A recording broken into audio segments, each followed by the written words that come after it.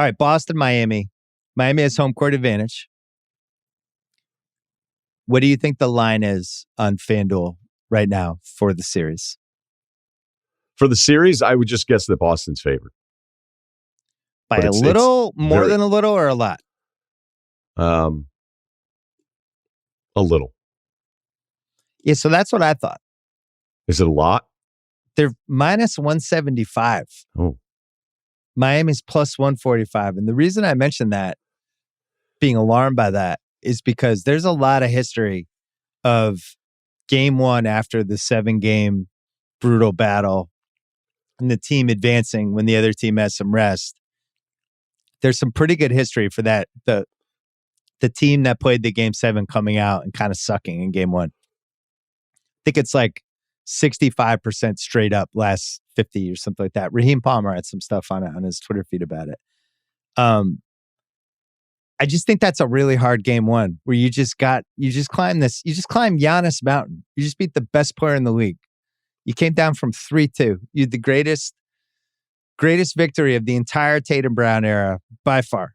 Even though they've, won some series, they've won some game 7s, whatever. This 2022 team is so much better than that 2018 team that beat the Wizards. And now you're in Miami, whole new series. They've been game planning for either team for the last week. I just think it's a hard spot. Yeah, look, it is. I mean, obviously. But, the Miami part of this, which, again, no one's going to like on that side of it, I think they're good. I don't think they're great. I just don't. I think it's a little like the Titans for me. When we were like, hey, is this one of the weakest 1 seeds we've had in the AFC in a while? And it was like, yeah, historically, that was the case. And, I know that Miami would say, well, we didn't have our guys. And it's like, well, nobody had. Like, this whole season, most teams were missing major guys, like 20, 25% of it. So their record, yeah, sure, would have been better if all those guys played, but like that was kind of the story of this season. So when I think about what I've seen from them in the playoffs too, Atlanta's awful. Philly's a mess. You're getting Embiid for half of the series and he's not even with it. Harden's aging like rapidly. Yeah. And I'm like, here they are in the Eastern Conference Finals, and I feel way better about who Boston is based on how they've played and there's who they've gone up against as opposed to Miami's path. Not saying that I don't think they're good. And of course, as I'm saying this, watching them end up beating Boston in 6 games or something stupid. But I don't look at them as a team that's like, oh, how, like if you just beat Milwaukee, there's no part of you that's thinking, okay, now this is thought. I would imagine the team looks at it this way, being like, okay, we actually got through the toughest part of the playoffs. At least on this side, on the eastern side of it, by getting past Milwaukee. I would agree with you if game 7 was in Boston. Because I think this spot, so Miami's favored by 1.5 in game 1, which is interesting because they're not favored to win the series. You lose game 1, and then game 7's in Miami. So then could the Celtics win 4 of the next 5? Like, seems doubtful if they lose game 1. And then that game 7's in Miami. So it makes me nervous. It makes me nervous that Miami beat them 2 years ago. Now, different Celtics team at that point. Tatum's at a whole different point of his career. I don't think they're as deep. I think Dragic was incredibly important in that series. I also think we were in the bubble. The Celtics have more options now on that Bam curl alley-oop thing that they killed them with. You know what I mean? That play was like, oh, here comes Bam again. And now Boston actually just has options. So I don't think the team, I wouldn't compare this team to 2 years ago at all, or this series. And there's a little bit though. It wasn't that long ago, it's less than 2 years ago. And the last time they played them, they beat them, so I do feel like that matters a tiny bit if I'm Miami, because I'm like, we just beat these guys 2 years ago. Yeah, they're better, but we're better too. And now Hero's at a different level of his career. Philly was doing some stuff trapping him in the last series that I'm wondering if maybe the Celtics will do that if we don't get a full Lowry. I don't know Lowry's the X factor of this series. I guess Rob Williams is too, but my instincts is maybe we don't see Rob Williams in this series either. If he's got like a legitimate bone bruise on his knee, like that resembles what Ja had. Ja was out for the playoffs.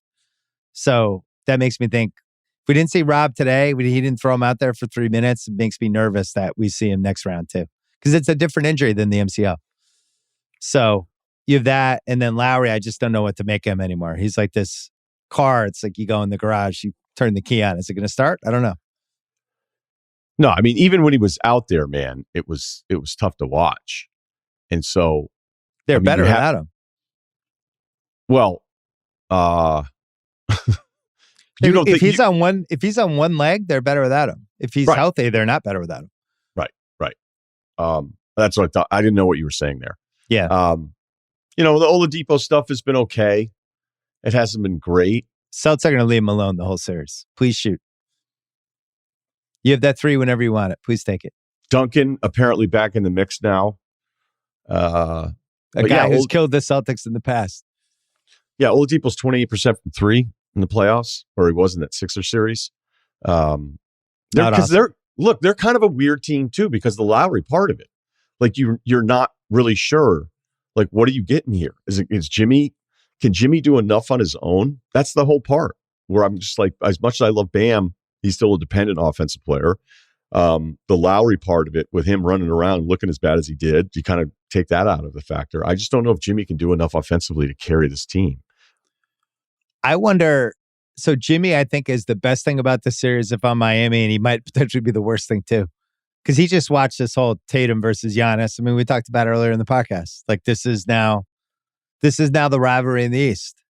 The road through the East goes through one of these two guys, or so it seems. And Jimmy, I think, sees all that stuff. And Jimmy's going to be like, wait, I'm better than Jason Tatum. Watch this. Now, he might actually not be better than Jason Tatum. But I do think he's going to try to, it's like there's actually 3 guys in the East, not 2. And they're actually 4 with Durant. But you know what I mean? Like, I could see Jimmy psyching himself up with this. Oh, Tatum's the guy now? Yeah. Beat that guy 2 years ago. Watch this.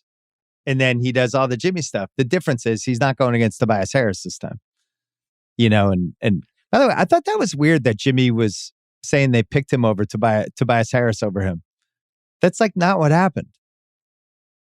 Why does he think that's what happened? When he came out of the locker, when he was leaving the floor and he was like, Tobias Harris over me? I was like, that's not what happened.